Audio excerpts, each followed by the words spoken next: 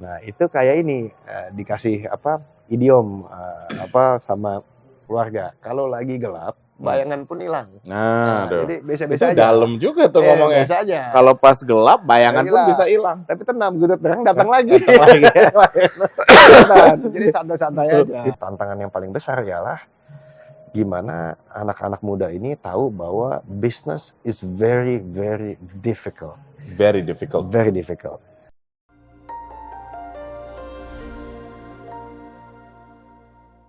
Jadi Bang Anin, ini akhirnya bisa dapat waktu Bang Anin sebentar nih.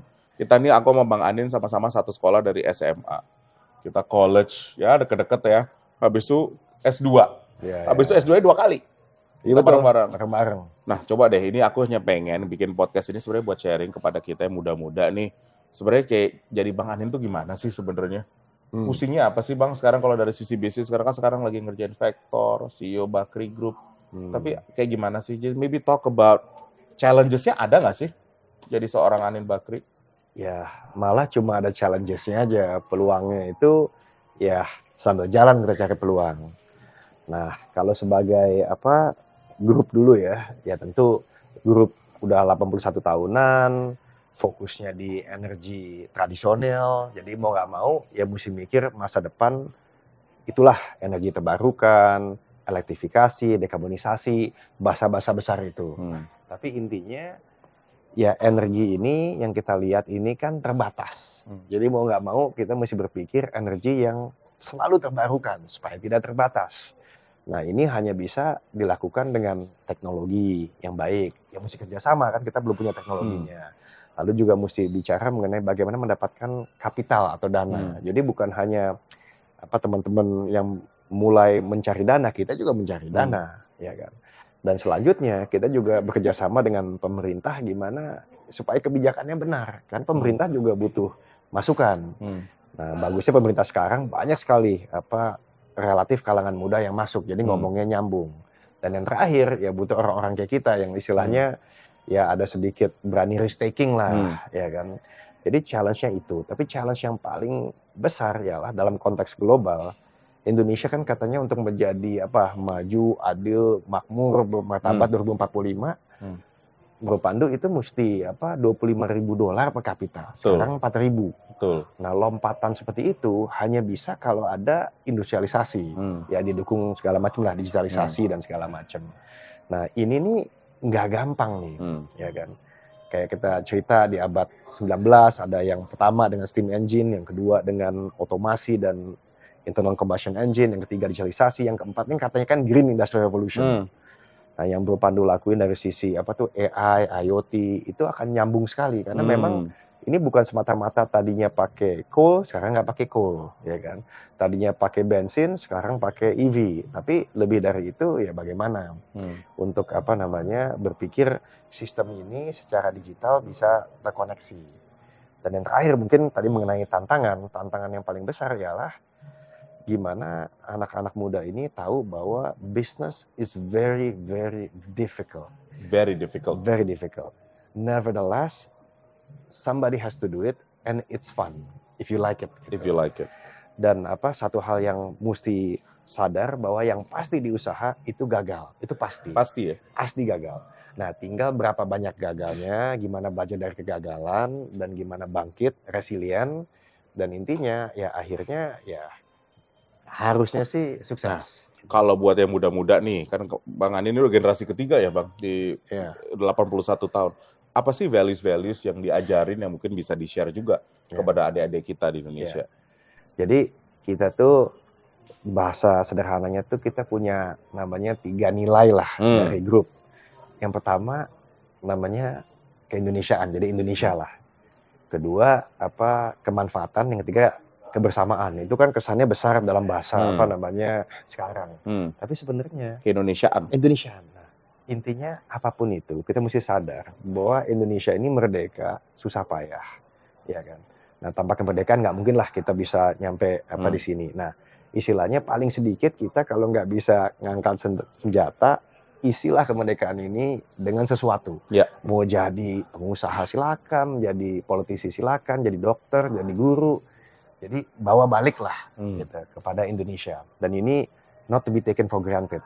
Kita masih beruntung bro, paling nggak kakek kita ya kan melihat zaman sebelum kemerdekaan. Nanti anak cucu kita suka lupa, jadi mesti tekankan nih.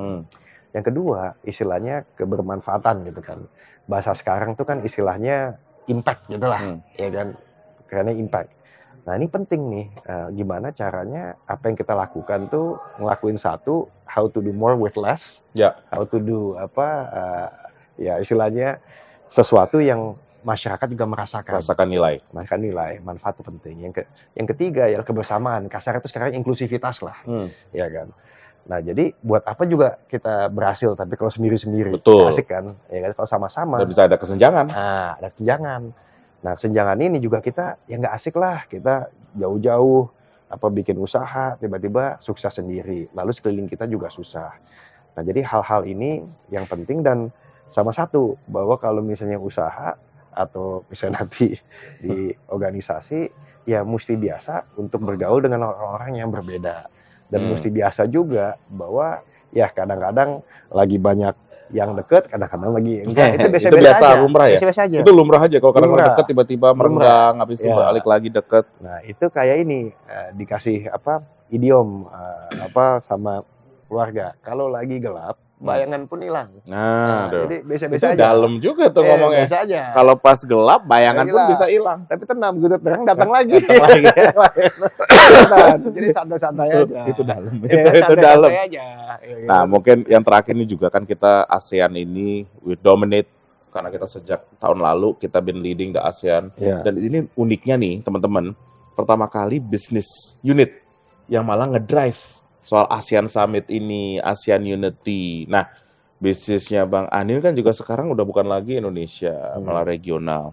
Maybe can you talk the opportunity buat pengusaha-pengusaha yang mungkin di Indonesia ini melihat market ASEAN, dan mungkin yang lebih penting lagi buat anak-anak muda yang lagi nonton, apa sih artinya ASEAN? Why does it matter to them? Ya.